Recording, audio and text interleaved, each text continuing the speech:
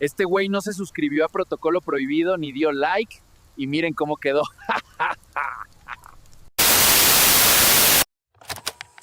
Aún siento el eco de su risa en mis huesos, la risa de algo que nunca debió ser liberado, y todo por un simple juego de reglas. Mi nombre es Leo, y mi vida profesional ha sido una larga conversación con los muertos. Como historiador especializado en folclore y arquitectura olvidada, he pasado incontables horas en archivos silenciosos, descifrando las historias que las piedras y el papel se niegan a olvidar. El castillo Blackwood no era solo una historia, era una epopeya de lo macabro, un lugar tan saturado de leyendas que la verdad se había vuelto irrelevante. Durante una década, mis solicitudes para estudiarlo fueron respondidas con un silencio tan impenetrable como sus muros. Por eso, cuando el sobre con el sello de cera negra de un cuervo llegó a mi despacho, mi escepticismo luchó una breve batalla contra la obsesión de toda mi vida, y perdió estrepitosamente. La carta era una obra de arte en su brevedad, una invitación para ser el primer académico en un siglo en pasar una noche dentro del castillo, con total libertad para observar y documentar. La única condición, escrita en una caligrafía afilada como un cuchillo, era que debía seguir al pie de la letra un conjunto de reglas que se me entregarían a mi llegada. Eran, según la carta, innegociables y esenciales para la preservación de la casa y de sus visitantes. El viaje en coche fue en sí mismo una transición a otro mundo. Cuanto más me adentraba en las colinas, más enrarecía el aire y se desvanecía el color del paisaje, como si estuviera conduciendo hacia una fotografía en blanco y negro.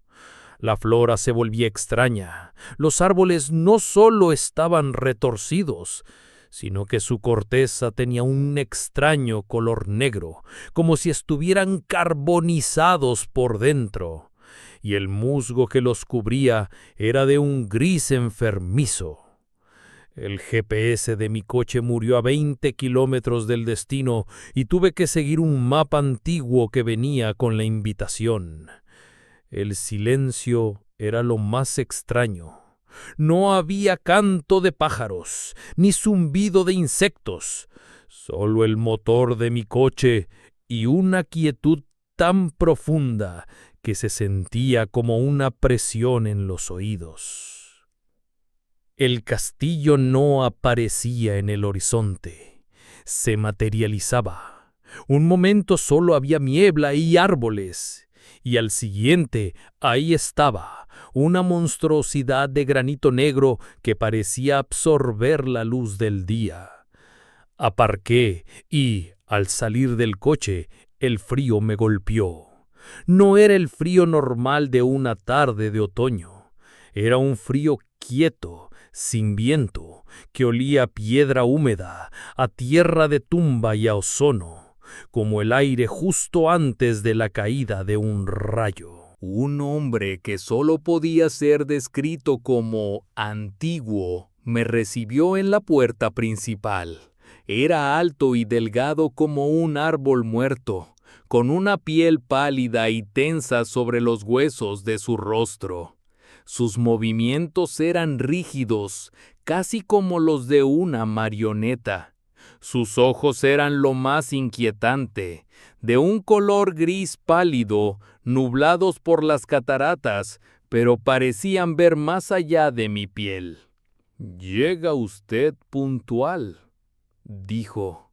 Su voz era un susurro seco, como el de hojas arrastradas por el viento sobre una tumba. Eso es bueno. A la casa le gusta la puntualidad. Detesta la impaciencia. Me miró fijamente por un momento. Muchos leen las reglas, pocos las entienden. La piedra no perdona la ignorancia. Me tendió una tarjeta plastificada del tamaño de una postal. Su mano era fría como el mármol. Las reglas de los salones exteriores. No las olvide, no las cuestione. Obedézcalas. Son el único idioma que este lugar respeta. Con esa advertencia se dio la vuelta y desapareció en un pasillo oscuro, con un andar silencioso y antinatural, dejándome solo en el vasto y cavernoso vestíbulo. El silencio cayó sobre mí como una mortaja. Podía oír el latido de mi propio corazón, un tambor solitario en una catedral de piedra. Miré la tarjeta. Regla 1. No toques los retratos con marco de plata. Regla 2. Si escuchas un vals, ignóralo y sigue caminando. No te detengas por ningún motivo. Regla 3. Solo puedes hablar en los salones iluminados por candelabros. En los pasillos, el silencio es tu único aliado. Regla 4. A la medianoche en punto, debes estar dentro de la biblioteca, ni un segundo antes, ni un segundo después. Eran extrañas, sin duda, pero mi mente académica intentó racionalizarlas. La primera, una precaución para no dañar antigüedades valiosas. Las otras, excentricidades. Nada más. Antes de adentrarme, exploré una pequeña sala junto al vestíbulo. Parecía la habitación de un niño de hacía siglos. Los muebles estaban cubiertos de sábanas blancas, pero lo que me heló la sangre fue una hilera de muñecas de porcelana y un caballo de madera, todos de cara a la pared, como si estuvieran castigados. Un pequeño detalle que gritaba una historia de miedo y obediencia. Con la confianza que ahora me parece ridícula, comencé mi exploración principal, cuaderno en mano. Los pasillos eran gélidos y estaban revestidos de tapices que mostraban escenas de cacerías donde las presas, ciervos y jabalíes, tenían ojos dilatados por un terror casi humano. Las paredes estaban cubiertas de retratos. La mayoría, con marcos de madera oscura y dorada, mostraban a nobles de la familia de Winter con rostros severos y pálidos. Pero de vez en cuando, un marco de plata brillante captaba la poca luz. Me mantuve alejado de ellos, como se me indicó, pero no pude evitar fijarme en los rostros que contenían. A diferencia de los otros, estos no eran estoicos. Sus ojos estaban desorbitados, sus bocas abiertas en un grito silencioso. Estaban pintados con un detalle hiperrealista y parecían acapados en el instante mismo de un terror indecible. Una mujer joven, un niño, un anciano, sus identidades borradas por un pánico universal. El silencio en los pasillos era opresivo. Un ente físico que me presionaba los oídos y hacía que mi propia respiración sonara como un fuelle. Me aferré a la regla 3, sintiendo que mis propios pensamientos eran demasiado ruidosos. Juraría que escuchaba susurros en el borde de mi audición, fragmentos de palabras en un idioma que no reconocía, que se desvanecían si intentaba concentrarme. La sensación de ser observado era constante, una picazón entre mis omóplatos. A mitad del primer acto de mi estúpida obra, llegué a un pasillo especialmente largo, iluminado únicamente por la luz pálida de la luna que se filtraba a través de altos ventanales góticos. La quietud aquí era diferente, más profunda. Y entonces la música comenzó. Un vals, una melodía delicada y fantasmal que parecía no tener origen. Simplemente estaba ahí, en el aire, a mi alrededor. La regla 2. Ignóralo y sigue caminando. Mi pulso se aceleró, pero obligué a mis pies a moverse, a mantener un ritmo constante. La música era hermosa, seductora, y evocaba la melancolía tan profunda que sentí un nudo en la garganta. Por un instante sentí una extraña nostalgia, un recuerdo falso de haber bailado esa misma melodía en un salón iluminado por velas, con alguien cuyo rostro no podía recordar. Era una trampa para el alma. Fue entonces que la vi. Al final del pasillo, donde antes juraría que no había nada, colgaba un nuevo retrato. Su marco era de una plata pulida que refulgía con la luz de la luna.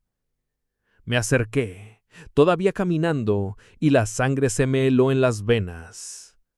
El rostro en el retrato era mío. No una semejanza, era yo, con mi cabello, mis ojos, pero vestido con ropas de otro siglo. La expresión de mi rostro en el lienzo era de un pánico absoluto, el mismo que sentían las otras figuras en los marcos de plata. No era como mirarme en un espejo, era como mirar un recuerdo de mi propia muerte. ¡Ayúdame! El susurro fue tan claro que me detuve en seco. Había roto la regla 2. El vals pareció hincharse, volverse más insistente. Las notas de piano ahora teñidas de una urgencia desesperada. La voz parecía venir del retrato, una súplica que me tentaba a romper la regla 1, a tocarlo, a salvarme a mí mismo. Y al detenerme para escuchar, estaba en un pasillo, un lugar donde la regla 3 exigía silencio absoluto. Mi mente se debatía en un torbellino. ¿Era una alucinación? ¿Una trampa? ¿Ignorar una regla para seguir otra? Pero el verdadero giro, el momento en que el miedo se convirtió en horror, fue cuando me di cuenta de la verdad. El susurro no había venido del retrato frente a mí. Había venido de detrás de mí. Con un terror que me paralizó los músculos, me obligué a girar. El pasillo estaba vacío, una extensión de sombras y penumbras. No había nadie. El vals se volvió más fuerte, casi disonante, y la voz suplicó de nuevo, esta vez sonando desesperada, rota, justo en mi oído. «Por favor, sácame de aquí». El pánico rompió mi parálisis. Olvidé las reglas, olvidé mi propósito. Solo existía la necesidad de huir. Me di la vuelta y corrí, alejándome de mi propio rostro aterrorizado, de la voz incorpórea, del vals enloquecido. Sentí un frío gelado en la nuca, como si un aliento helado me persiguiera. Corrí hacia la única luz que veía, una puerta entreabierta al final del corredor de la que emanaba el cálido resplandor de las velas. Irrumpí en la habitación, tropezando, y caí de rodillas sobre una alfombra raída. En el instante en que crucé el umbral, el vals se cortó. El silencio regresó, pero ahora no me pareció opresivo, sino un bendito alivio. Me levanté temblando, el corazón desbocado. Estaba en un opulento salón de baile, iluminado por 3 enormes candelabros. Estaba a salvo. Por ahora. El salón de baile era un respiro, un santuario iluminado donde, según la regla 3, podía hablar. Dios mío, susurré, y el sonido de mi propia voz, aunque tembloroso, fue un ancla a la realidad. Me permití un momento, un lujo que sabía que no podía permitirme, para examinar el lugar. Era una cápsula de grandeza en descomposición. El pan de oro se desprendía de las molduras del techo como piel muerta, y las cortinas de terciopelo carmesí, gruesas como sangre seca, colgaban hechas jirones, revelando las ventadas negras como ojos vacíos. Una fina capa de polvo lo cubría todo, como una nevada gris, excepto en el centro del suelo de mármol, donde un gran círculo estaba extrañamente limpio, como si una danza frenética y reciente lo hubiera pulido. Como historiador, mi mente se aferró a los detalles, los estandartes de los de Winter, mostrando un cuervo sobre un campo de plata, colgaban podridos de las paredes. Todo hablaba de una vida detenida en seco. Mi mente académica intentaba buscar explicaciones lógicas. El vals era una grabación, el susurro un efecto acústico, pero en el fondo de mi ser sabía que estaba mintiendo. En el centro exacto del círculo limpio, sobre un pedestal de mármol que parecía un altar, había otra tarjeta plastificada.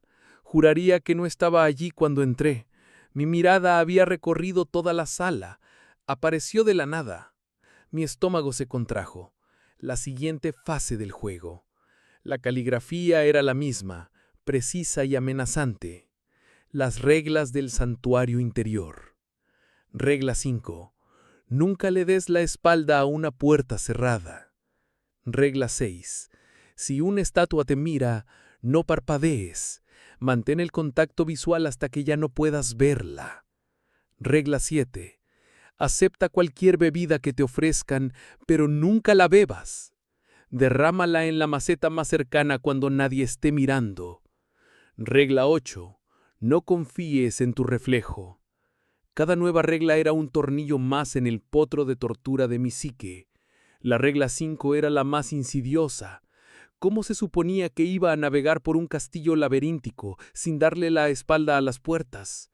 Significaba que cada paso hacia adelante me hacía vulnerable a lo que tenía delante y cada paso hacia atrás me hacía ciego a mi camino. Era una trampa de movimiento. Salí del salón de baile caminando hacia atrás, con la mirada fija en las pesadas puertas dobles hasta que doblé una esquina. En el silencio que siguió, escuché el suave clic de una de las puertas del salón al abrirse a mis espaldas. No me atreví a mirar. Mi nuca ardía con la sensación de una mirada invisible. En un momento de estupidez, cerré la puerta de una pequeña despensa para probar la regla. Apenas se cerró, un golpeteo frenético y violento estalló desde dentro, como si una docena de ratas del tamaño de perros se lanzaran contra la madera. Retrocedí horrorizado mientras escuchaba el sonido de la madera astillándose. Mi camino hacia el ala oeste, donde el mapa del vestíbulo indicaba que estaba la biblioteca, me llevó a través de una galería llena de estatuas de mármol. Eran figuras clásicas, diosas, guerreros, serafines, todos cubiertos de una fina pátina de polvo que suavizaba sus rasgos y los hacía parecer como si estuvieran cubiertos de telarañas. Recordé la regla 6 y mantuve la vista al frente. Pero lo sentí. Una picazón en la nuca. La sensación inconfundible de ser observado no por uno, sino por muchos. Giré lentamente la cabeza. Una estatua de un ángel llorando, con el rostro cubierto por sus manos, había movido ligeramente una de ellas. Un ojo de mármol, pulido y extrañamente húmedo, me miraba a través de los dedos. Mi instinto gritaba que corriera, que cerrara los ojos, pero la regla ardía en mi cerebro. Clavé mi mirada en la suya. Mis ojos empezaron a arder por la falta de parpadeo, convirtiéndose en dos brasas líquidas. Las lágrimas comenzaron a correr por mis mejillas, nublando mi visión, pero no aparté la vista. Caminé hacia atrás, manteniendo ese contacto visual insoportable. Juraría que veía el pecho de piedra del ángel subir y bajar en una respiración lenta y agónica. En mi visión periférica, las otras estatuas parecían haberse movido, girando sus cabezas hacia mí, convirtiendo la galería en un público silencioso y hostil. Sentí su mirada como una aguja en mi cerebro, una presión física que amenazaba con hacerme gritar. Finalmente, la pared bloqueó nuestra línea de visión. Jadeé y parpadeé frenéticamente. Detrás de mí, desde la galería, escuché el sonido definitivo y escalofriante de piedra raspando contra piedra. La tensión psicológica era inmensa. El castillo no solo era un lugar embrujado, era un sistema, un depredador que jugaba con su comida. Vi un posible atajo. Un largo salón cuyas paredes, suelo y techo estaban completamente cubiertos de espejos antiguos. El cristal estaba manchado por la edad, creando reflejos distorsionados y fantasmales. Recordé la regla 8. No confíes en tu reflejo. Intenté cruzar sin mirar, pero era imposible. Mi imagen se multiplicaba hasta el infinito. Me detuve. Eché un vistazo a un espejo cercano. El reflejo era normal. Luego a otro. Este parpadeó un instante después que yo. Me quedé helado. Miré a un tercer espejo. El reflejo de mi reloj de pulsera en ese espejo marcaba las 3:15, una hora imposible. En otro espejo más lejano, mi reflejo no parecía asustado, sino triste, y negaba lentamente la cabeza. Eran glitches en la realidad, pequeñas grietas que revelaban que las leyes de la física aquí eran frágiles. Entonces, volví a mirar al reflejo principal, justo enfrente. Yo estaba inmóvil, pero mi reflejo se había quedado quieto antes que yo. Me observaba desde el espejo. Y lentamente, una sonrisa comenzó a extenderse por su rostro. No era mi sonrisa, era una mueca ancha, inhumana, llena de una malicia y una sabiduría terribles. Mi otro yo levantó una mano, no para amenazarme, sino para llevarse un dedo a los labios en un gesto de silencio. Y entonces me guiñó un ojo. Grité, rompiendo el silencio, y corrí. Salí del salón de los espejos a toda velocidad y choqué con algo, o más bien, con alguien. Era el cuidador. Estaba parado en medio del pasillo, bloqueando mi camino. En sus manos sostenía una bandeja de plata con un único vaso de cristal lleno de un líquido rojo oscuro, casi negro, que se adhería al cristal como el aceite. La puerta de caabo de la biblioteca estaba a solo unos metros detrás de él. Para los nervios, graznó extendiendo la bandeja hacia mí. Sus ojos nublados estaban fijos en los míos, vacíos de toda emoción. La regla 7. Acepta cualquier bebida. Con una mano que temblaba violentamente, cogí el vaso. Olía a vino dulce y a algo metálico. Miré alrededor desesperado. No había macetas. El pasillo era solo piedra y tapices raídos. El cuidador no se movía. Y entonces el gran reloj de la torre del castillo comenzó a dar las campanadas de la medianoche. 1, 2, 3. Estaba atrapado. La regla 4 me exigía estar en la biblioteca en punto. La regla 7 me impedía beber y me obligaba a deshacerme de él sin ser visto. Cada campanada era un martillazo en mi cráneo, un golpe físico que me hacía estremecer. 4, 5, 6. La cuenta atrás para mi condena. El cuidador, la bebida, la puerta cerrada. Era una trampa perfecta hecha de lógica y terror. Y el tiempo se estaba acabando. 7, 8, 9, 10, 11. El pánico es un ácido, disuelve el pensamiento complejo y lo reduce todo a un instinto primario, luchar o huir. Pero atrapado en la red de lógica de mente del castillo, ninguna de las dos era una opción. Mi mente, sin embargo, encontró una tercera vía en el último segundo: el engaño. En el instante preciso en que la 12ª campanada comenzó a resonar, un gong fúnebre que pareció hacer vibrar el aire, fingí un tropiezo.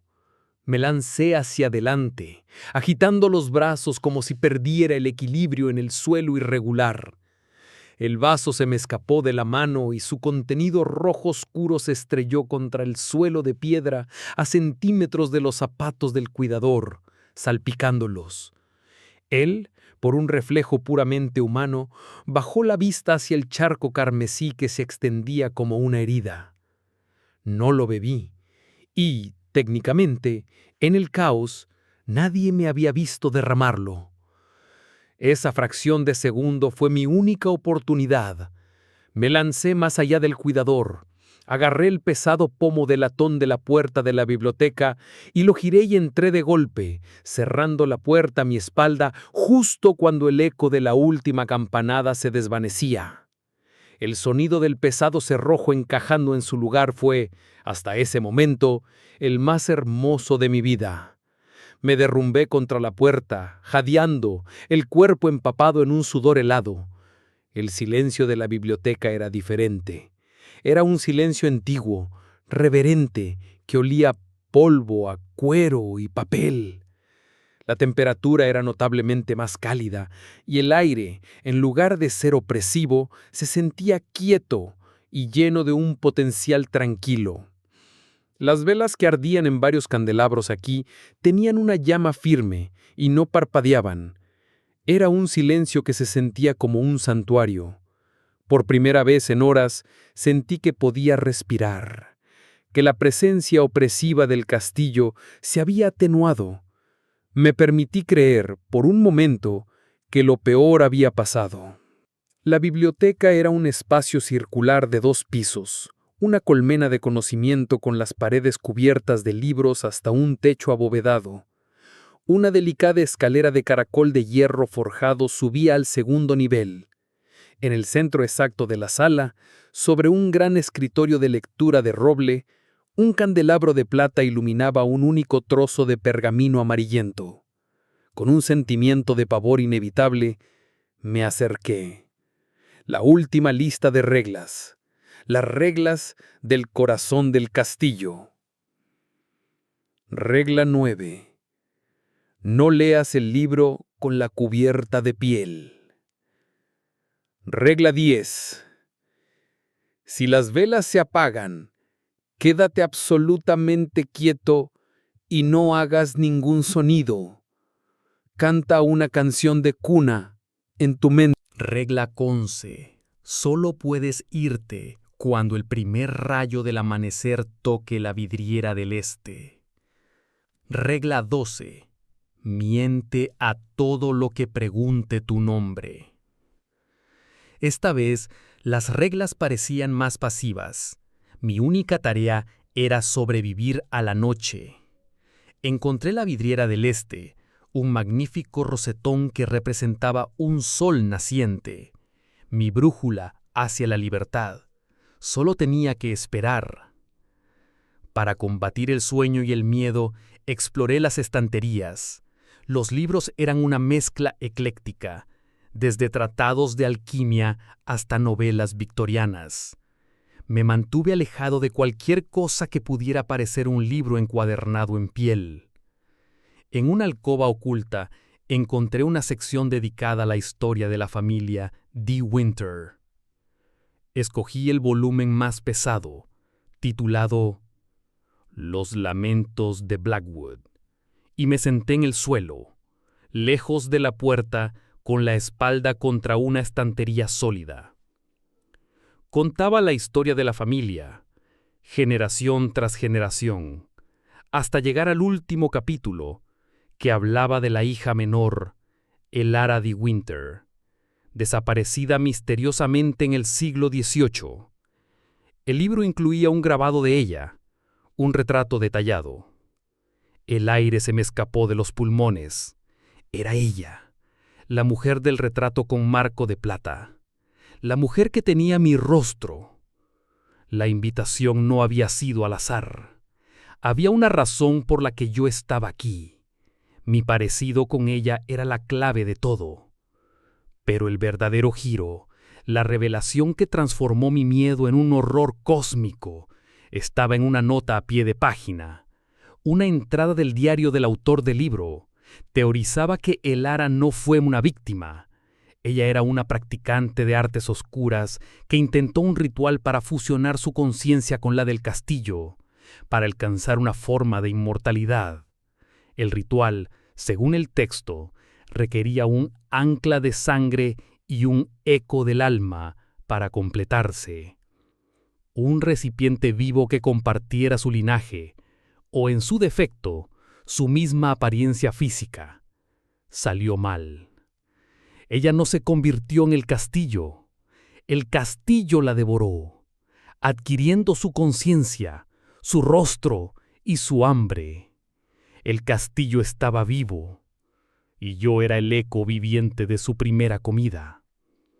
Mientras mi mente se tambaleaba con esta revelación, todas las velas de la biblioteca se apagaron simultáneamente. La oscuridad fue absoluta, una negrura tan densa que se sentía líquida y sofocante. El cambio de temperatura fue instantáneo, pasando de una calidez confortante a un frío de cripta. El silencio se volvió pesado, expectante. La regla 10. Quédate quieto, no hagas ruido. Me congelé donde estaba, sentado en el suelo con el libro abierto. Mi corazón era un pájaro enjaulado tratando de romper mis cosquillas. Empecé a cantar una canción de cuna en mi cabeza, una que mi abuela me cantaba, una melodía simple y repetitiva contra la oscuridad.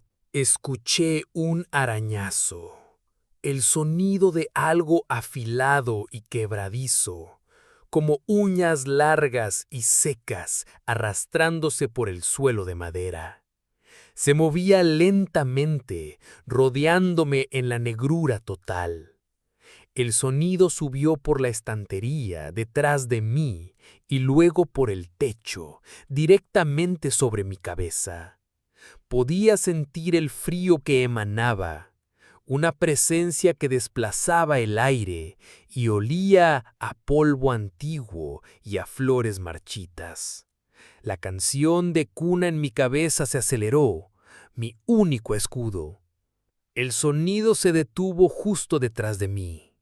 Un susurro, tan íntimo que sentí su aliento helado en mi oído, rompió el silencio. La voz era a la vez la de una niña y la de una anciana, una melodía disonante de inocencia y decrepitud. ¡Qué rostro tan familiar tienes! ¿Has venido a jugar? Dime, ¿cómo te llamas? La regla 12. Miente. La pregunta era una trampa. La voz era hipnótica, seductora. Prometía calor, alivio. Solo dime tu nombre, Leo. Susurró, usando mi nombre real, y todo esto terminará. ¿Cómo lo sabía? La casa lo sabía todo. Luché contra ese impulso antinatural con todas mis fuerzas, concentrándome en el dolor de mis músculos tensos. Mi nombre, susurré con los labios apenas moviéndose, es Ana. Hubo una larga pausa, un silencio tan profundo que me pareció oír al universo conteniendo la respiración. Luego, una risita gutural y divertida resonó en la oscuridad. Las velas volvieron a encenderse, una por una, con un parpadeo suave. Estaba solo de nuevo, pero en el suelo, a mi alrededor, una fina capa de polvo había formado un círculo perfecto, como si algo hubiera caminado a mi alrededor y dejado una huella de su paso. El juego había cambiado. Ya no era un intruso, era el invitado de honor. Escuché un arañazo, el sonido de algo afilado y quebradizo, como uñas largas y secas, arrastrándose por el suelo de madera. Se movía lentamente, rodeándome en la negrura total. El sonido subió por la estantería detrás de mí y luego por el techo, directamente sobre mi cabeza. Podía sentir el frío que emanaba, una presencia que desplazaba el aire y olía a polvo antiguo y a flores marchitas. La canción de cuna en mi cabeza se aceleró, mi único escudo. El sonido se detuvo justo detrás de mí. Un susurro, tan íntimo que sentí su aliento helado en mi oído, rompió el silencio. La voz era a la vez la de una niña y la de una anciana, una melodía disonante de inocencia y decrepitud. ¿Qué rostro tan familiar tienes? ¿Has venido a jugar? Dime, ¿cómo te llamas? La regla 12. Miente. La pregunta era una trampa. La voz era hipnótica, seductora. Prometía calor, alivio. Solo dime tu nombre, Leo. Susurró, usando mi nombre real, y todo esto terminará. ¿Cómo lo sabía? La casa lo sabía todo. Luché contra ese impulso antinatural con todas mis fuerzas, concentrándome en el dolor de mis músculos tensos. Mi nombre, susurré con los labios apenas moviéndose. Es Ana. Hubo una larga pausa, un silencio tan profundo que me pareció oír al universo conteniendo la respiración. Luego una risita gutural y divertida resonó en la oscuridad. «¡Qué nombre tan dulce, Ana!», dijo la voz ahora con un matiz de triunfo. Las velas volvieron a encenderse una por una con un parpadeo suave. Estaba solo de nuevo, pero en el suelo, a mi alrededor, una fina capa de polvo había formado un círculo perfecto, como si algo hubiera caminado a mi alrededor y dejado una huella de su paso. El juego había cambiado. Ya no era un intruso, era el invitado de honor. Finalmente, el negro de la vidriera del este comenzó a dar paso a un gris pálido, el alba. Una oleada de alivio tan abrumadora me recorrió que casi sollocé. Lo había logrado. Me puse de pie, las piernas temblando como las de un recién nacido, listo para correr en el momento en que la luz tocara el cristal. El primer rayo de sol atravesó la niebla y golpeó la vidriera, pero no inundó la sala de luz.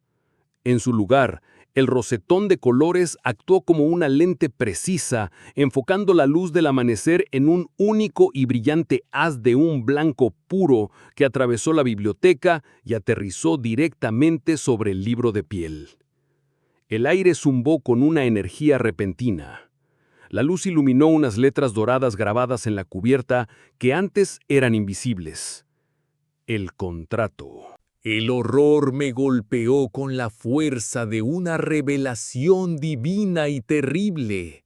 Las reglas no eran para sobrevivir, eran un filtro, una prueba de aptitud.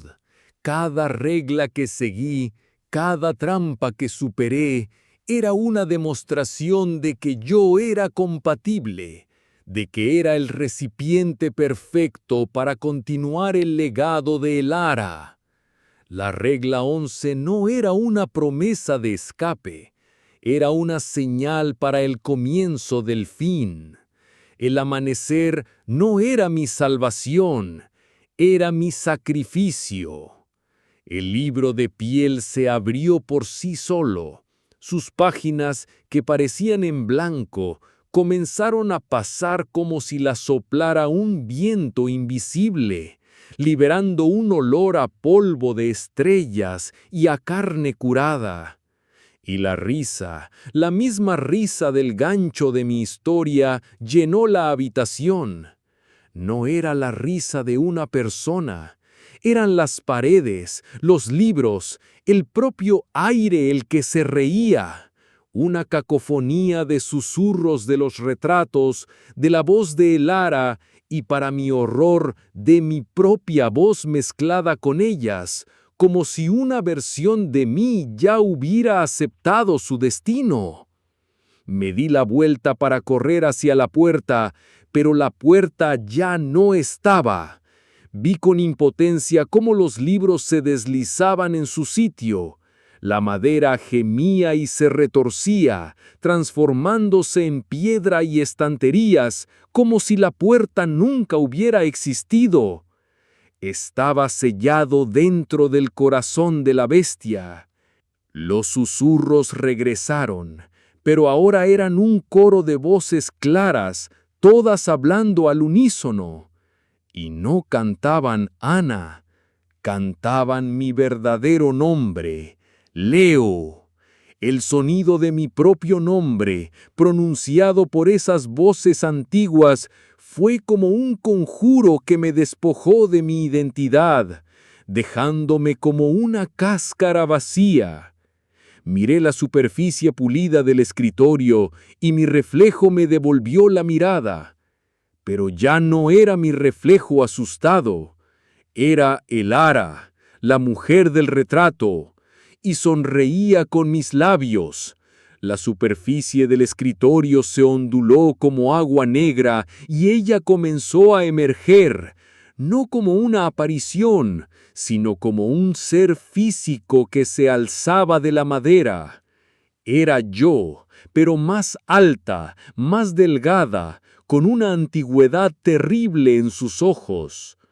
Las reglas eran para traerte a casa, dijo, y la voz salió de mi propia garganta, una horrible ventriloquia, mientras su forma terminaba de salir del escritorio y se ponía de pie frente a mí. No para que escaparas. Sentí una fuerza que me arrancaba de mí mismo.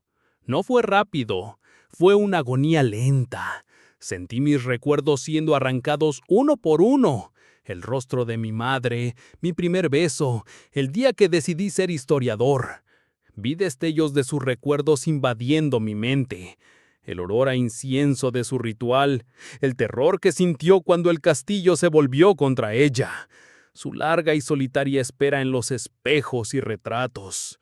Vi a las otras víctimas, sus noches de terror, sus fracasos.